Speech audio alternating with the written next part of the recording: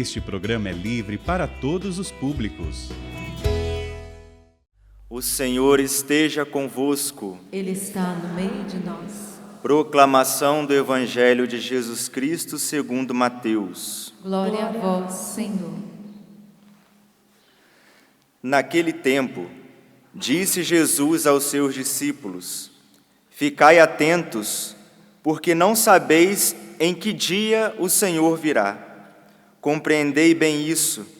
Se o dono da casa soubesse a que horas viria o ladrão, certamente vigiaria e não deixaria que a sua casa fosse arrombada. Por isso, também vós ficai preparados, porque na hora em que menos pensais, o Filho do Homem virá.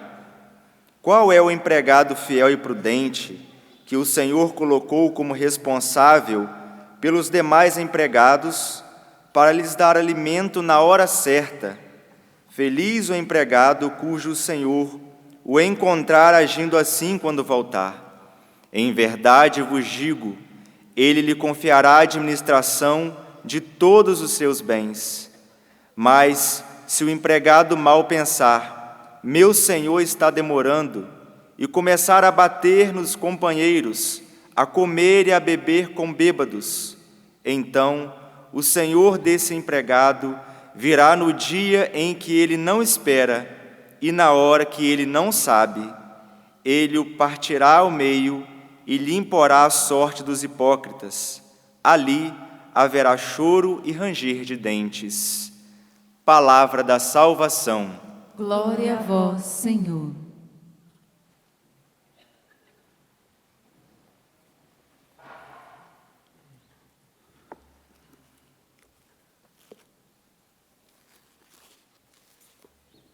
Queridos irmãos, padres, diácono, povo de Deus, nós acabamos de ouvir no Evangelho um trecho daquele discurso chamado escatológico, sermão escatológico. Estamos no capítulo 24 de São Mateus, então 24 e o 25. Jesus fala a respeito do juízo, da sua vinda. Então ele usa algumas parábolas para falar sobre a sua vinda gloriosa. Então acabamos de ouvir a vinda dele como um ladrão de noite. Até, já abro um parêntese aqui, que uma vez uma pessoa me mandou uma mensagem perguntando, uma senhora: Padre, espantada, uma amiga minha me falou que Jesus vai vir como um ladrão. Ela achava que viria como um ladrão mesmo assim, né? Tipo assim, como é que vai saber que é ele, né? Eu falei, não, uma parábola que Jesus contou. Então, que para a gente ficar atento, eu mostrei para ela onde que estava e tudo, aí ela entendeu. Mas ela, nossa, ele vai vir como um ladrão, ficou assustada, né? Depois, Jesus fala, ainda dentro do Evangelho de hoje, sobre o servo fiel e prudente. Nós vamos ouvir amanhã, por exemplo, as 10 virgens, as imprevidentes e as previdentes, a parábola dos talentos, e depois o juízo universal, as ovelhas, os cabritos, aqueles que estarão à sua direita ou à sua esquerda. Então, nosso Senhor está nos falando sobre isso agora nesses dias. E claro, a primeira coisa é o que está no primeiro versículo do Evangelho de hoje. O 42 diz assim: Ficai atentos, porque não sabeis o dia em que virá o Senhor. Ficai atentos. A gente pode lembrar aqui também, orai e vigiai, como o Senhor vai dizer aos seus discípulos lá no Getsêmani. Mas ficai atentos, ficai preparados. A gente pode exemplificar falando, por exemplo, não é a mesma coisa, mas quando a gente tem que estar esperando um ônibus, ou quando a gente está aguardando o nosso embarque para um voo, quem cochila, quem vacila, quem não fica atento, quem não está preparado, fica para trás. Perde o momento, perde o time.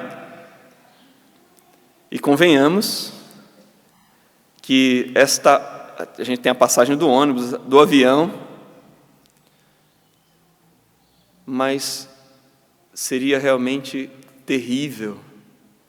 E a pior das perdas é a gente não estar preparado no dia em que o Senhor vier e ficarmos para trás.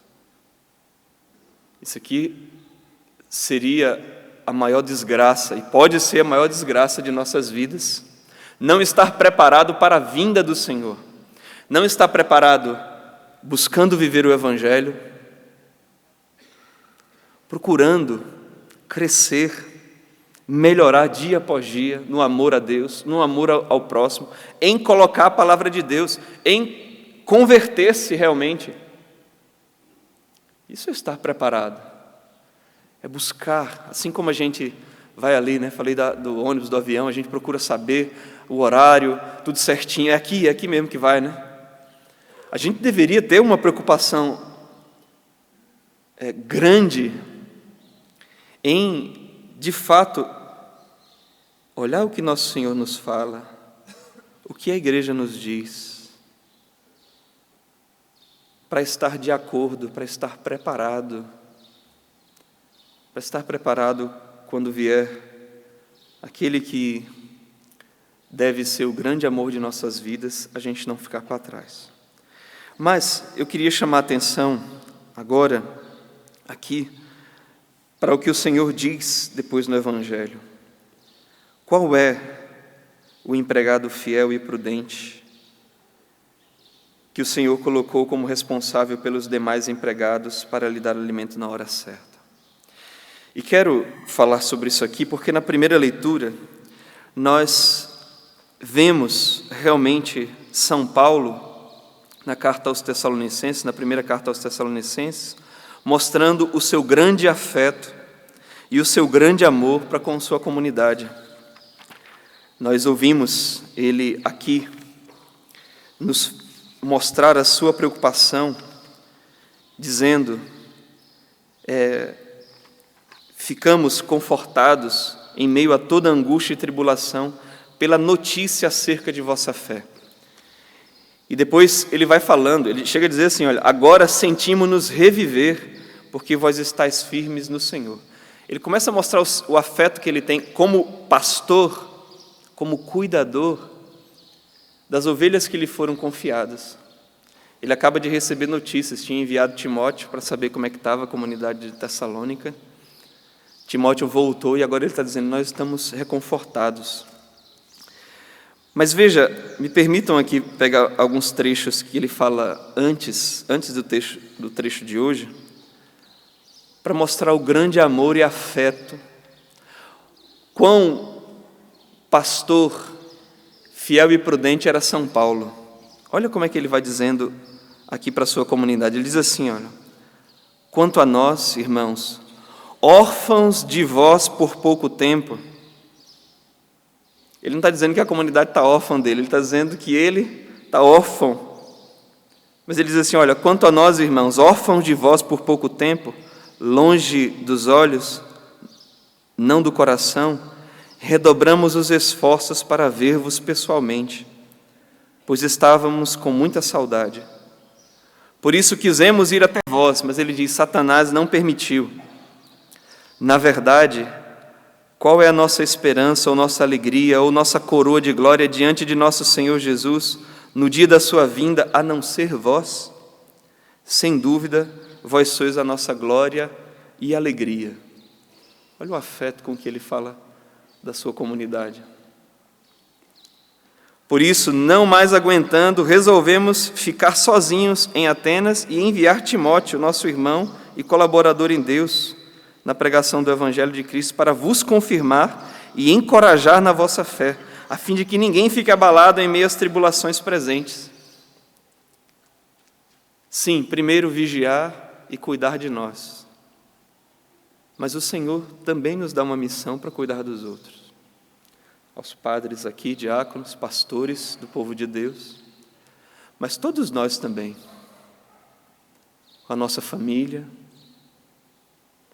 amigos, companheiros de pastoral, de grupo de oração, de apostolado e outros que o Senhor nos confia, pede de nós também um pastoreio e um amor.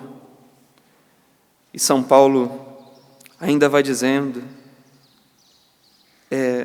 com efeito, quando estávamos entre vós, predizíamos que iríamos ter tribulações, como sabeis que aconteceu. Por causa disso, não mais aguentando, mandei colher notícias da vossa fé, receando que o tentador vos tivesse tentado e que o nosso esforço tivesse sido em vão. Agora, Timóteo acaba de regressar do vosso meio, trazendo boas novas sobre a fé e a vossa caridade. E aí, depois que ele fala essas coisas, aí é a leitura de hoje. Aí é quando ele diz isso. Ficamos confortados em meio a toda angústia e tribulação pela notícia acerca de vossa fé. Noite e dia rezamos efusivamente para vos rever e contemplar e completar ainda o que falta na vossa fé. Então, feliz por saber que estava bem, mas preocupado em completar o que ainda falta. Essa é a preocupação de um pastor, de um pai de família, de alguém que é colocado à frente de outro para dar alimento na hora certa.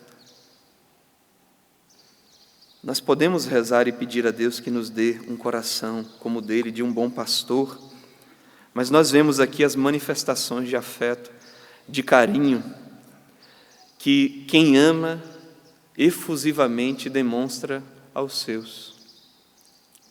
O cuidado da salvação de nossas almas, vigiai e orai. São Paulo depois vai dizer, porque tendo anunciado o Evangelho, eu não posso ficar de fora. Mas também, e isso nós vemos na vida daqueles grandes homens e mulheres que se santificaram, que chega um ponto na vida deles, que eles cresceram, que eles se dispõem até dizer assim, olha, eu também queria estar com o Senhor, mas se Deus quiser me dar muitos anos aqui para eu trabalhar e ajudar na salvação dos outros, eu aceito esse trabalho. O Senhor, que deu a vida por nós, que demonstrou esse grande afeto, possa semear no nosso coração também um desejo e um ardor pela salvação de nossos irmãos, para que no fim de nossas vidas Ele possa dizer, vinde, porque você multiplicou os talentos e cuidou daqueles que coloquei aos vossos cuidados. Louvado seja nosso Senhor Jesus Cristo.